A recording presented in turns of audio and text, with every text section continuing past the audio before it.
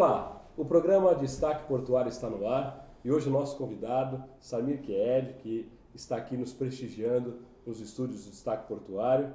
Eu queria apresentar um pouco, embora dispense a apresentação, mas ele é mestre e pós-graduado em Administração pela Unip, bacharel em Economia pela PUC, atua como profissional do comércio exterior desde 1972, é professor universitário de graduação e pós-graduação desde 96, demonstra o prazer de ser professor, instrutor técnico desde então, é autor de diversos livros do comércio exterior e também colunista em jornais e revistas especializadas do comércio exterior e economia. Foi tradutor oficial para o Brasil do Incoterms 2000 e revisor do Incoterms 2010 como representante no Brasil da Câmara de Comércio Internacional Rio de Janeiro e Paris. Samir, então eu queria agradecer a sua presença aqui no programa Destaque Portuário. Muito obrigado, eu agradeço eu, Daniel, por estar aqui, é uma grande oportunidade. Fala um pouco da sua trajetória profissional. Eu sei que você não gosta, mas é uma grande oportunidade para mim, única, de conhecer quem é o Samir Ked. Especialista em transporte, logística, seguros, incoterms, carta de crédito, documentos do comércio exterior, contratos internacionais de compra e venda, reconhecido no setor como um homem de consultoria, palestrante, professor. Cansei, Samir. Poxa vida. Como é que é essa tua trajetória profissional? Conta pra gente que os teus alunos, as pessoas que te conhecem no dia a dia, acho que têm esse interesse de conhecer os bastidores do Samir. Muito obrigado. Bom, eu comecei no comércio exterior em 1972, não a trabalhar, que eu já trabalho há muito mais tempo, mas calhou de eu entrar no comércio exterior em 72, estou nisso há 42 anos. Comecei com carta de crédito, com documentos e trabalhei na Bordon. Depois eu fui para Deichmann Haniel, que hoje é só Deichmann, e aí eu comecei a trabalhar com a UNEF, União dos Exportadores de Frangos. Depois eu fui para dentro da UNEF, onde nós criamos aí um consórcio que hoje é o maior exportador de frangos do mundo, aliás, criado em 77, desde 80 já é. Depois de 18 anos, quer dizer, aí eu fui para a Sadia, passando pela Perdigão, porque a UNEF, o maior acionista era a Perdigão, e depois fui para a Sadia até 98. Comecei a dar aula em 96, aí eu descobri o que eu queria, era dar aula. Comecei a escrever, quer dizer, aí não tinha livro, aí eu fui escrever um livro de transporte, porque não tinha nenhum, se tornou o primeiro livro do país de transportes seguros, foi escrito pelo Paulo Mendonça e por mim. Depois comecei a escrever sozinho, hoje está substituído pelo transporte, unitização e seguros internacionais de carga. E aí também foi o primeiro livro do país sobre transporte, só existia o transporte marítimo do José Cleiton dos Santos. E aí escrevi outros livros, quer dizer, eu não sabia que sabia escrever nem que dar aula. Aí no início de 98 eu descobri o que eu queria, era dar aula e escrever. Parei de trabalhar e decidi que nunca mais na minha vida eu trabalharia, só iria me divertir. Agora... Que é o que eu faço em sala de aula, em palestras, auditórios, tudo mais, é o que eu gosto de fazer. Escrever, dar aula, palestra, tudo mais. Então, aí. Agora, por formação, você tem formação de comércio exterior, você tem formação como economista, você tem uma capacidade nas suas palestras de passar informações do comércio exterior, mas inserindo conceitos de economia, né? Exatamente, porque isso aconteceu o seguinte, quando eu comecei a trabalhar em 72, eu não tinha entrado na universidade ainda, não tinha conseguido, né? Meu pai não pôde pagar a universidade para mim. Eu entrei na universidade em 75. Como eu já trabalhava com comércio exterior, eu entendi que a faculdade não ia me ensinar nada. Então, eu resolvi fazer economia, que eu sempre gostava, adoro economia, como você vê pelos meus textos. E, claro, comércio exterior o que é? Economia, certo? Então, eu junto economia com comércio exterior e, quer dizer, duas aulas, quer dizer, enfocando economia e comércio exterior junto, porque comércio exterior é pura economia. Sim. Agora, muitas vezes a sua plateia ela é surpreendida por algumas observações, né? Principalmente quando define o Brasil, o crescimento, às vezes num pessimismo, numa ironia. Como é que funciona esse Samir perante a sala de aula? Como é que você usa essa técnica hoje perante a sala de aula, perante o mercado, né? Usando isso, você sabe que o David Lorimer do Guia Marítimo, em 97, me disse, pô, você está escrevendo um livro, você é professor universitário, você não quer escrever para o guia? Eu disse, não sei escrever. Pô, insistiu, tudo mais, pô, precisa ser algo polêmico. Pá. Pô, no dia, eu nunca tinha escrito, no dia seguinte eu escrevi um artigo sobre THC, inclusive, né? THC2, e aí, quer dizer, me especializei nisso, então você vê meus artigos hoje, eu sou irônico, né, é lá os pontos-chave do governo, e acabei, quer dizer, me especializando, quer dizer, melhorando a minha visão econômica, inclusive. Então, hoje eu escrevo economia com comércio exterior junto, né, e mostro aos alunos que tudo está interligado, quer dizer, e sou irônico, porque eu mostro os problemas e tenho visões diferentes, Daniel. Então, a minha visão é sempre diferente da de todo mundo percebe isso, você vê pelos meus artigos. Por exemplo, quando o país diz a carga tributária é 37%, eu mostro que ela não é 37%. Quer dizer, ela é 37% que é recolhido, mas não é no real, né? Aí eu digo para você vê, pergunto aos alunos, fala 37% você não tem saúde, educação, segurança, você precisa pagar isso, tá certo? Então, isso é carga tributária adicional. Você teria que pagar ao governo 50%, 60% para ele te dar isso, vê meus artigos.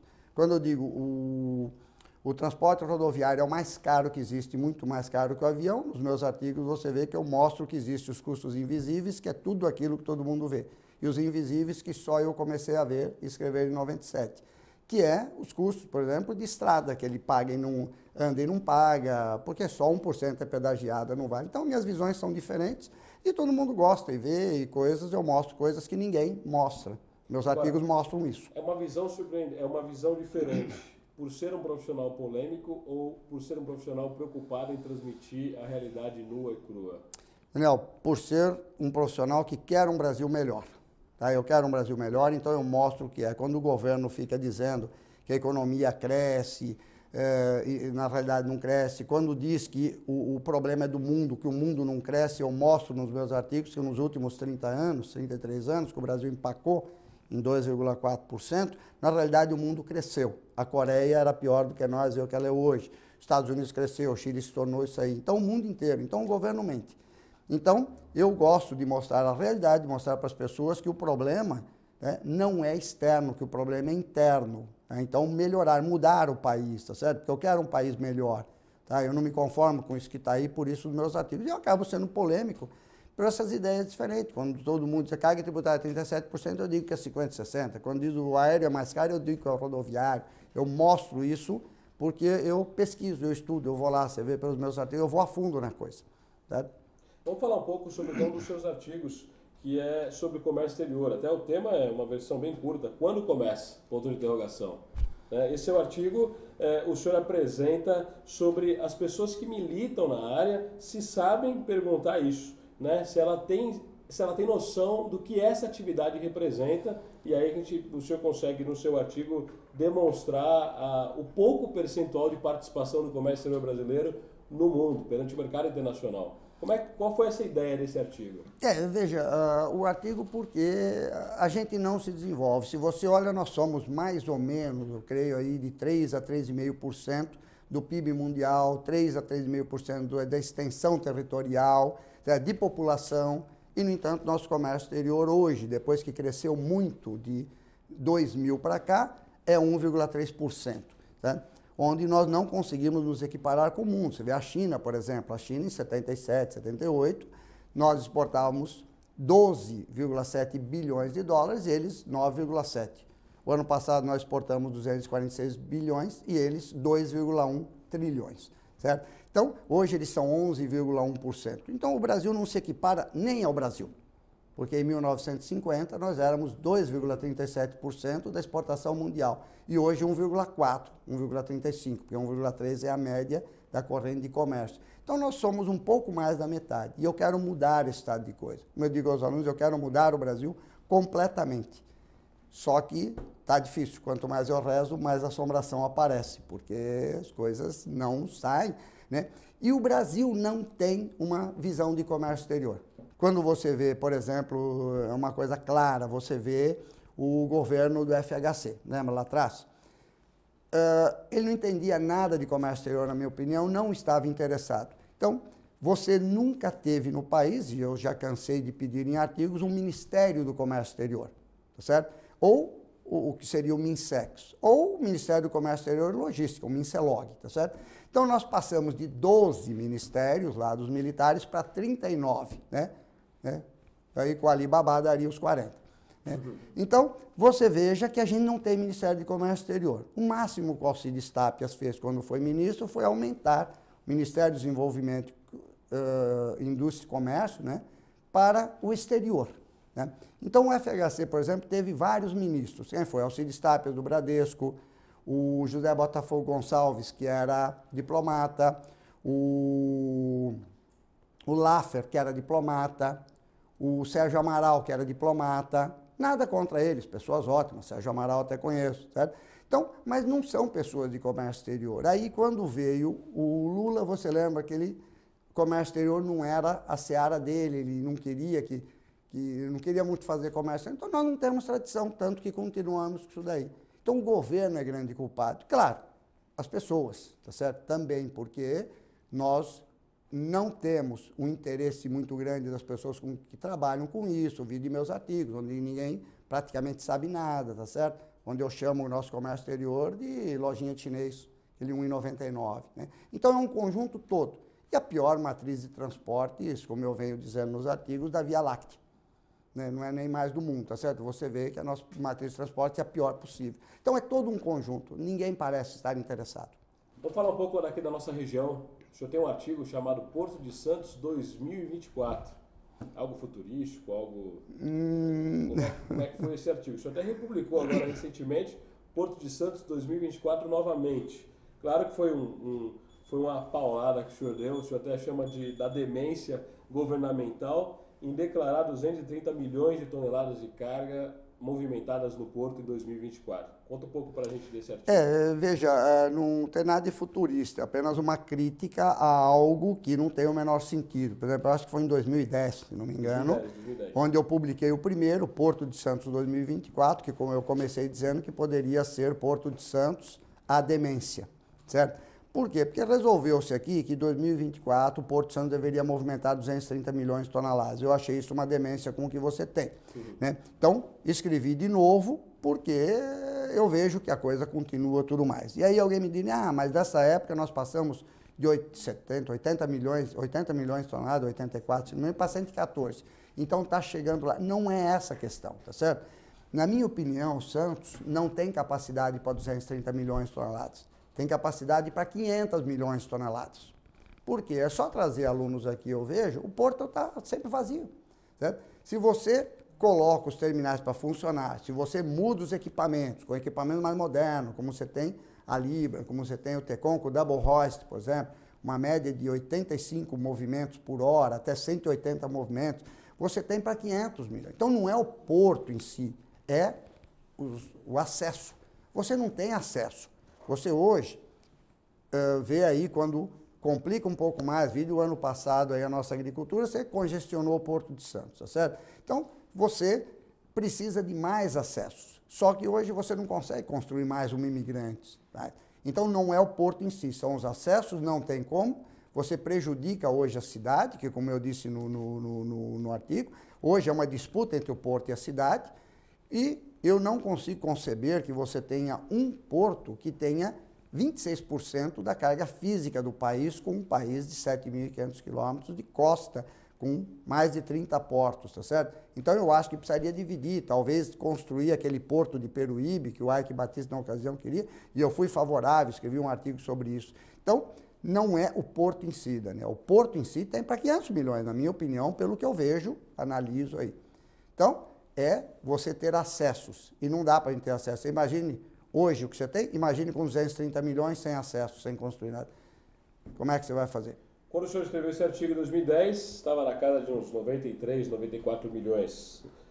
Efetivamente, no ano passado foram 115 milhões. E esse início do ano agora, o senhor escreveu novamente esse artigo. O senhor fala, nesse novo artigo, o senhor fala sobre a matriz Brasil, a infraestrutura dos portos brasileiros e dos transportes. O senhor disse que os investimentos nos nossos portos, bem como a infraestrutura, é de dar dó. Pobre da nossa logística, que nos coloca como a pior do mundo entre os países que contam. Bem como nesse quesito também a pior matriz de transporte da Via Láctea, como colocamos em nossa palestra a matriz de transporte no Brasil. Como é que está hoje a matriz? Explica pra gente essa dó da matriz transporte no Brasil. Por que eu voltei? Você vê, o ano passado nós tivemos recorde aí na produção agrícola, e vimos o que aconteceu em Santos, aqueles grandes congestionamentos, inclusive vem a prefeita de Cubatão e fecha, está daqui ninguém mais passa. Pô. Quer dizer, aí você tem que voltar e falar, meu Deus, como é que isso pode acontecer? Quer dizer, não é assim, então você não tem estrutura. Efetivamente, se você levar a sério, não tem estrutura. Por isso que eu voltei. Inclusive você vê que mês passado eu escrevi um artigo lá não citando o terminal, o último terminal que nós temos à margem direita, mas tem que estar lá vazio. Aquilo parece um hospital. Eu fui visitar uma beleza daquilo ali. É um hospital, mas não tem navio.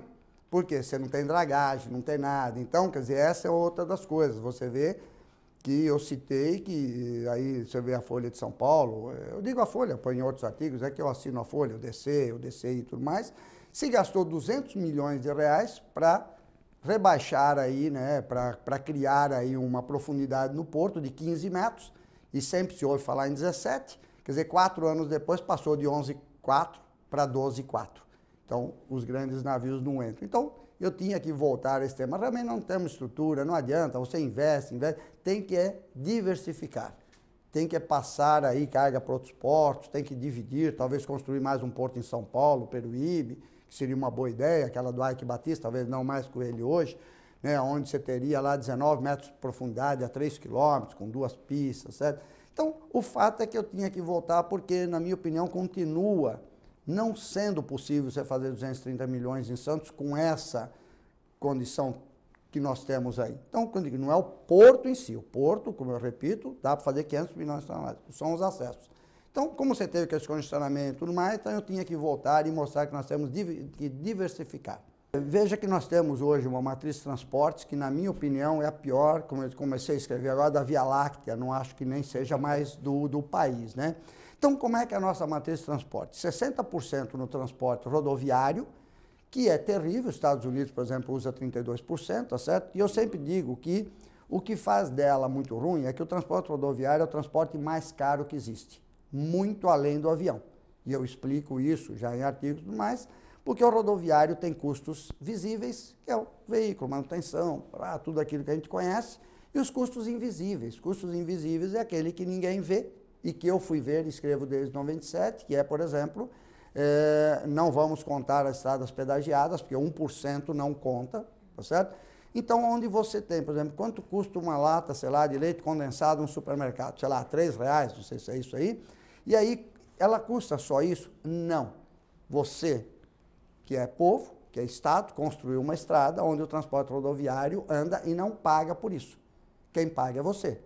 Então, ou seja, quando você compra alguma coisa no supermercado, custou aquilo que normal, que todo mundo conhece, matéria-prima, para lucros, impostos e mais, e mais aquilo que você pagou para construir a estrada, que ele andou, ele não pagou. É o modo mais poluente que existe, tá certo? Então, é a sociedade que paga. Então, se eles tivessem que construir sua própria estrada, rodoviaristas, vocês vão construir tudo agora. Isso aumentaria. Então, esse é o que eu chamo de custo invisível. E nós usamos, então, isso em 60%, e não aproveitando a ferrovia, por exemplo, que é 20%, 25%, depende do analista aí, que é o transporte mais barato que tem. Nós não usamos a hidrovia, onde temos a maior quantidade de rios do mundo, aonde você utiliza 2% da hidrovia. Então, isso é a pior matriz de transporte que você possa ter, tá certo? O transporte mais caro que existe. E o que o Fórum Econômico Mundial, a classificação dele em 2011, que eu já cansei de colocar em artigos, ele classificou o Brasil na 104ª posição em infraestrutura, sendo 91ª na ferrovia, 110º na rodovia, 122º em aerovia, 130º em portos, em 142 países. Aí, em 2013, aumentou 2 países para 144. A nossa infraestrutura caiu de 104º para 107º e os portos de 130º para 135º. Mas isso não é real. Então, quando alguém... então não é a pior do mundo, tem gente atrás. Não. Quantos países no mundo conta? Sem nenhum demérito, mas o Haiti conta, Zimbábue conta, Sudão do Sul conta. Não. Quantos países tem que contam no mundo? 50, 60, 70? Que é o que vale? Então, quando você está em 100º, 35º, você está muito além do último, por isso que é pior da Via Láctea. E nós utilizamos o quê? Rodoviário, quando os Estados Unidos usam hidrovia e ferrovia.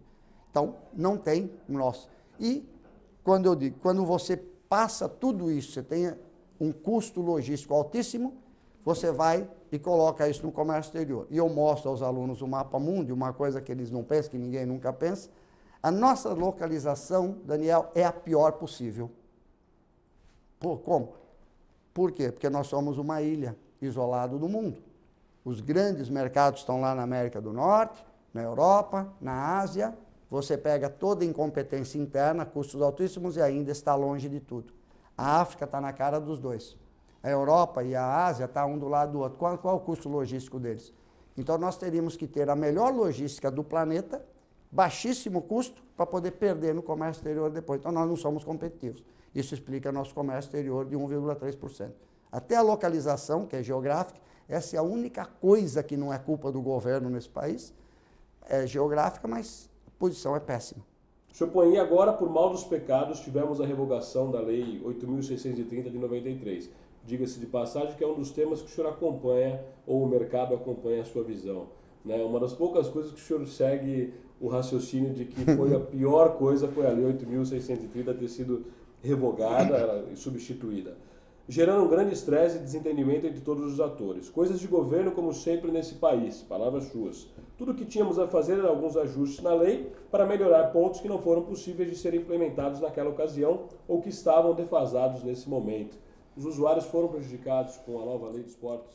Veja, a Lei 8.630 ela não era perfeita, mas para aquele momento de 93 ela era absolutamente fantástica. Então mudou o país, tirou o que eu chamo de estado incompetente da operação portuária, onde os portos foram aí privatizados nas suas operações, desgraçadamente, porque eu tenho artigos que eu digo que deveriam ser vendidos.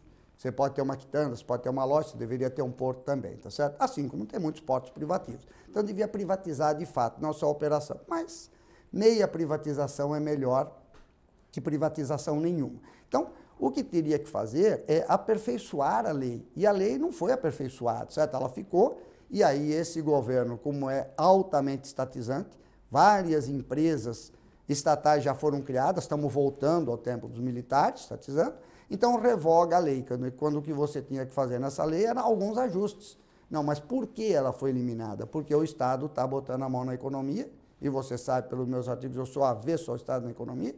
Quando você tem o Estado, que é estatizante, então, por que você revoga a lei? Porque a lei 12.815, se não me engano, né, de 2013, ela coloca de novo o Estado em cima dos portos, você não tem aquela liberdade que tinha, você acaba com o CAP hoje não existe mais, bom, existe, mas é consultivo, tá certo? Ou seja, você centraliza tudo no Estado, daqui a pouco, com certeza, vamos ter a Portobras de novo. Então, por isso que eu sou contra ela, tá certo? Muita gente gritou, né? Então, o que você tinha que fazer era aperfeiçoar, mas o aperfeiçoamento seria uma liberalização maior, e o que o governo quer é reestatizar, como está reestatizando tudo, tá certo? Então, agora, esse que eu sou contrário. Agora, essa lei, ela flexibilizou um pouco para os terminais privativos.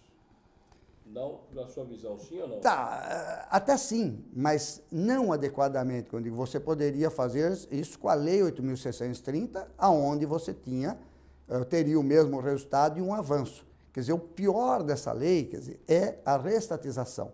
Hoje é o Estado que manda de novo, a ANTAC nós, segundo sabemos, tem 135 terminais para serem passados à iniciativa privada e não passam, certo? E dificilmente vai passar, certo? Então, eu acho que você tinha que liberar até vender os portos. Tem que vender, tá?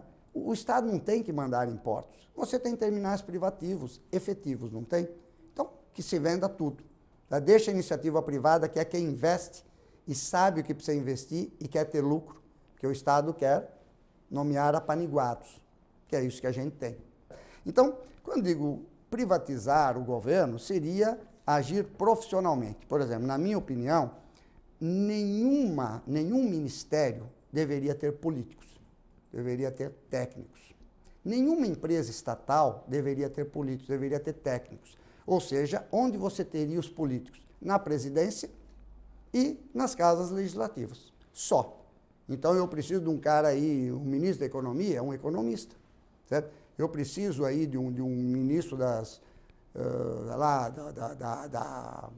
dos transportes mesmo? Dos transportes, um cara de transportes. Ou seja, como você teve no primeiro governo Lula, eu não vou entender isso nunca.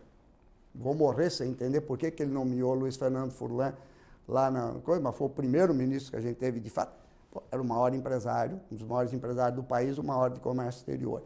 Então é isso, colocar no local as pessoas que estão no Ministério da Saúde, ou um médico, no Ministério da Educação, um cara de educação, mas não qualquer um, sempre o melhor. Ou seja, com isso você privatiza o Estado, certo? E sem ingerências políticas. Claro, O que aconteceu ontem?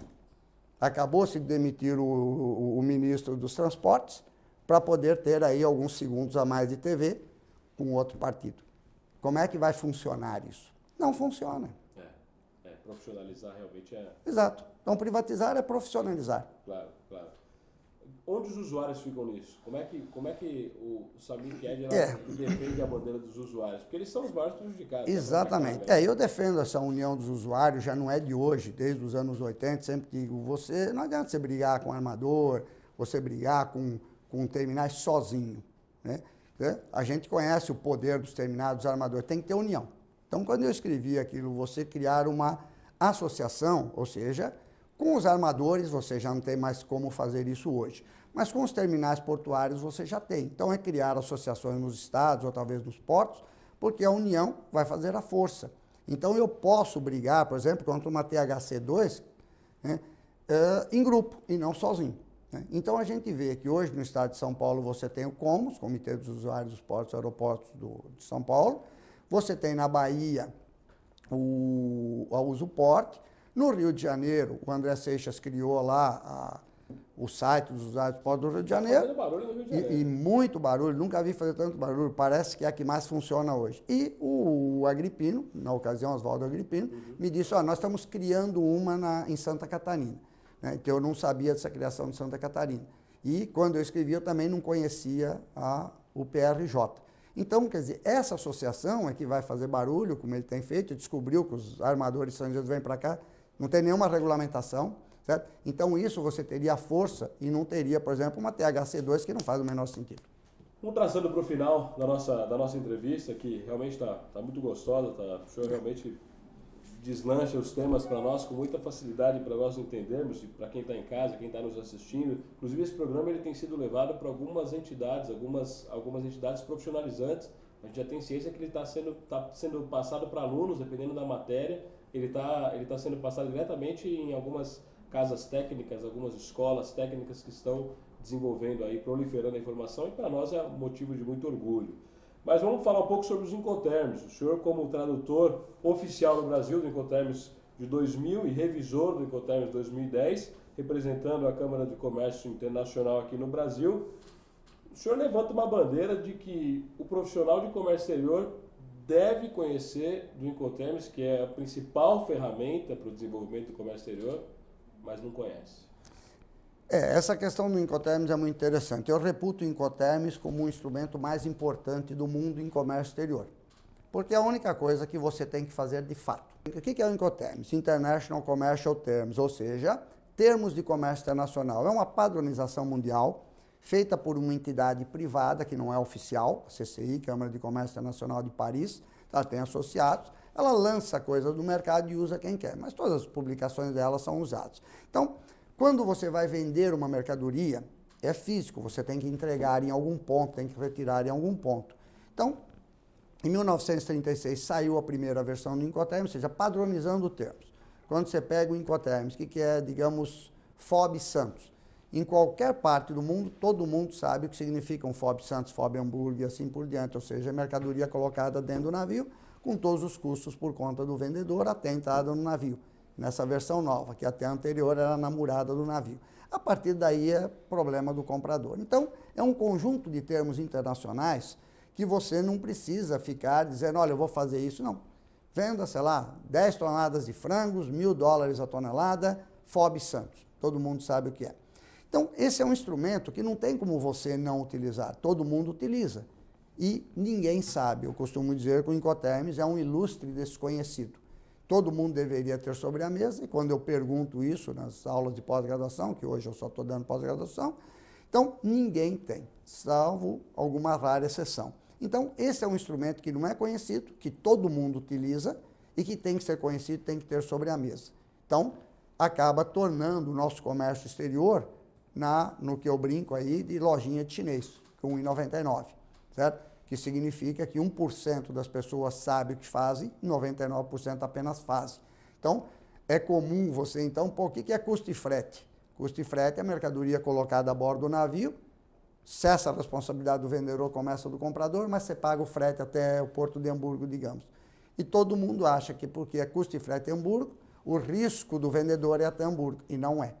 Certo? Então, quer dizer, o que você pode provocar com isso? Problemas, discussões, vendas mal realizadas.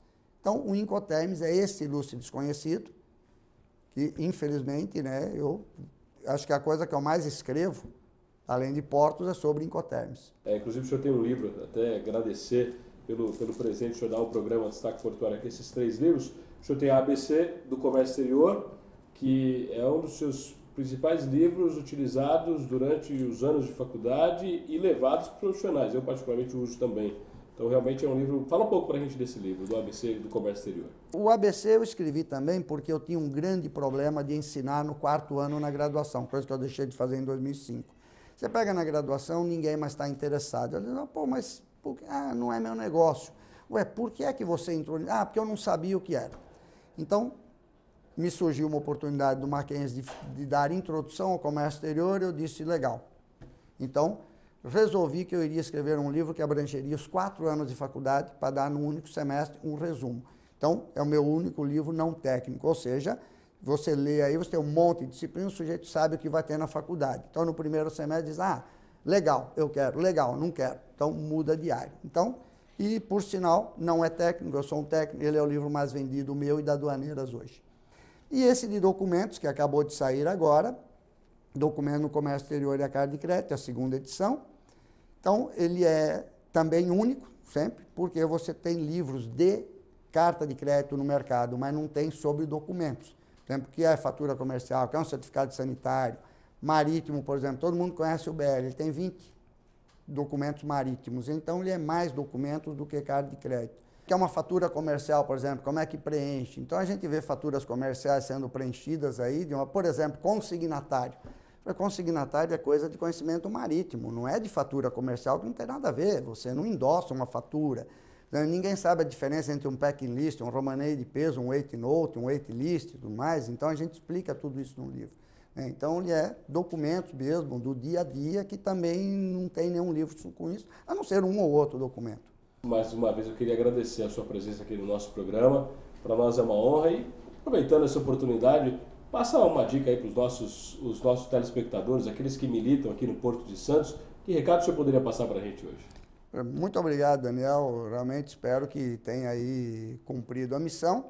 Olha, a mensagem que eu poderia passar é interessar-se por comércio exterior, ou seja, não apenas fazer, tá certo? Ou seja, fazer tentando ser o melhor, sempre tentando conhecer, ler, porque a gente vê que os nossos profissionais não são de ler, são apenas de ouvir, que é isso, aquilo, e vai se fazendo, tá certo? Não, vai ver, tá certo? Ou seja, faça com amor aquilo, vamos fazer do Brasil um país melhor e de comércio exterior. Se a China saiu de 0,88% e nós 0,98% há 30 anos atrás, hoje nós 1,13%, eles 11,1%, nós também podemos sair. Mas para isso eu tenho que ler, tenho que acompanhar, eu tenho que ver o que está escrito, o que está acontecendo, que os profissionais dizem, não, alguém me disse pronto. E aí a gente não acaba não sendo competitivo e comete erros que não poderia cometer. Ou seja, como eu digo aos meus alunos, ler, ver e ouvir, de 4 a 7 horas por dia, todo mundo tem tempo e eu mostro isso, mas não é ler caras nem ver BBB. É o que interessa. Maravilha. Samir, mais uma vez, de verdade é uma honra ter o senhor aqui no nosso programa. E você que está em casa, a partir de amanhã, você tem esse programa diretamente disponível na internet, destaqueportuario.com.br. Quero agradecer a sua audiência. Durante a programação da semana, você vai conhecer as reprises da entrevista de hoje. E no próximo domingo, nos vemos com mais um programa de Destaque Portuário. Obrigado e uma boa semana para vocês.